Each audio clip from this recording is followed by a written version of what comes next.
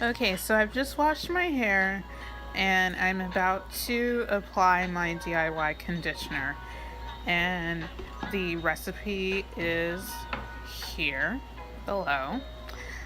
And the consistency of it is pretty thick, like the masks that you will find.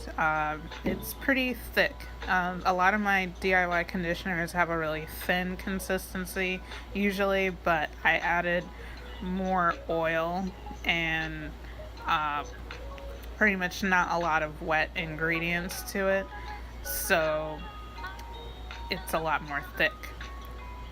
Now, my hair is really high porosity, so I'm pretty much going to use like all of that. I'm just gonna slather it all in. If your hair is more low porosity, you probably don't want to put as much. But the thing is, they're all natural products, so it really doesn't matter. You just use according to the amount of hair that you have. Just make sure that it's thoroughly saturated with the conditioner. So I'm just making sure that my hair is detangled as well with the conditioner. Make sure that it's fully detangled. Okay, so I've applied the conditioner throughout my hair. Pretty much it's soaked with the conditioner. You just want to make sure that you don't leave anything dry. And you can see that my hair has pretty much laid down. And I got some on my eye, but it's okay.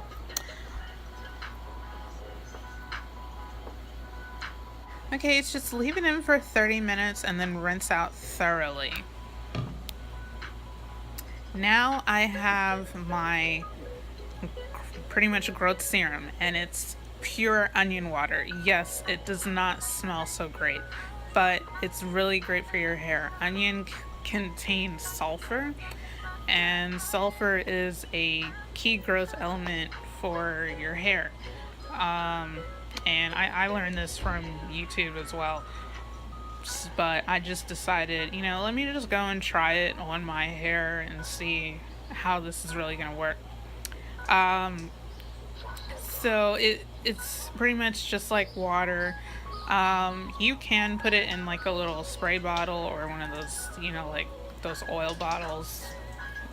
That's easier to put it in if you don't really want to saturate your hair with it so much, because it's more so that you want to apply it to your scalp more than your hair so much, but it's gonna get on your hair because it's water. Um, and yeah, just kind of let this sit in on your hair for 10 to 15 minutes. And before you do that, you want to massage it in.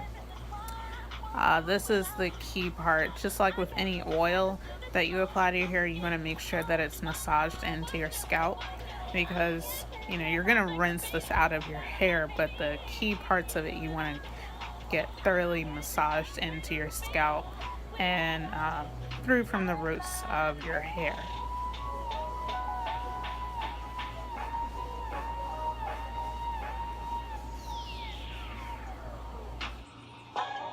Okay, after rinsing all of that out and applying my leave-in conditioner and some oil, I'm putting my hair in a braid out style.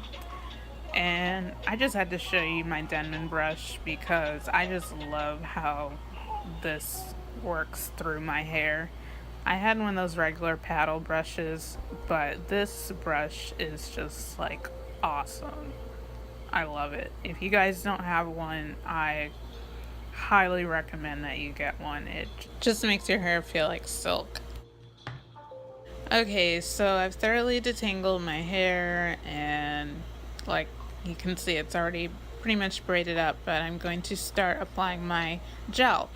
And some of you guys have probably heard about this. It's flaxseed gel, and it's very easy to make. You just boil uh, either the whole flax seeds. I actually used milled flax seeds, which is like a flaxseed powder.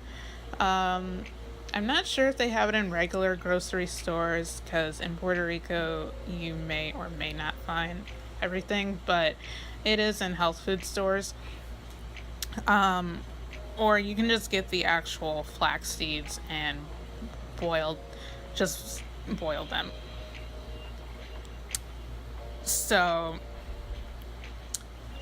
I'm pretty much just applying this the same way you would apply any other gel. And as you could see earlier, the consistency is not as thick, and I feel like the next time I make this, I'm not going to put as much water in, because the more water you put in there, the more loose it will be. But it still came out pretty good um, for what I like. And it doesn't have that harsh crunch after effect that most gels have.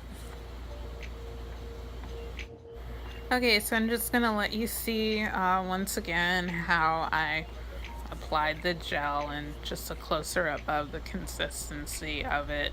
Um, and like I said, you know, it's not as thick as I would have wanted it to be, but the results of it are pretty much just as good, at least for a braid out or a twist out. If you're doing a wash and go, then you probably want a more thicker consistency. um so you know, this isn't kind of like my first time doing it, but I still like the results of it. But next time I will try to make it more thicker.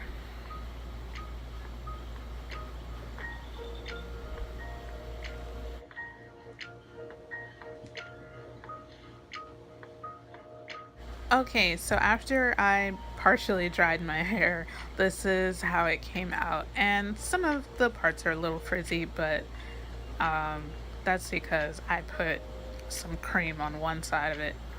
Anyway, that's irrelevant. Um, but I like how it turned out, and you know, when you do your braid outs and twist outs, it's good to give it a shake, or if you want to pick it out, you know, to add more volume. I just like to shake my hair. So anyway, if you guys liked this video, or at least, you know, liked the recipes and everything, please give a thumbs up to this video and subscribe to my channel for more DIY videos. See you guys. Bye.